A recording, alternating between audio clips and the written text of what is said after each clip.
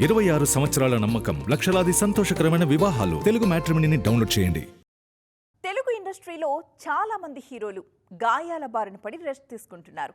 మరికొందరేమో next సినిమాల కోసం సిద్ధమవుతున్నారు. వీళ్ళు మినహా మిగిలిన హీరోలంతా షూటింగ్స్తో బిజీ. మరి ఎవరి షూటింగ్ ఎక్కడ జరుగుతుంది, ఎవరు ఏం సినిమాలు చేసేస్తున్నారో చూద్దాం. ముందుగా హెలో నేటివ్ స్టూడియోలో జరుగుతున్న షూటింగ్స్ ను చూద్దాం. నాని శ్రీకాంత్ వదిల చేస్తున్న ప్యారడైజ్ తో పాటు ప్రశాంత్ వర్మ కథ అందిస్తున్న అధీరా సినిమాలతో పాటు సుధీర్ బాబు సొంత సినిమా షూటింగ్ కూడా అక్కడే జరుగుతుంది. Chiranjeevi Bobby cinema shoot Annapurna studios లో జరుగుతుంది.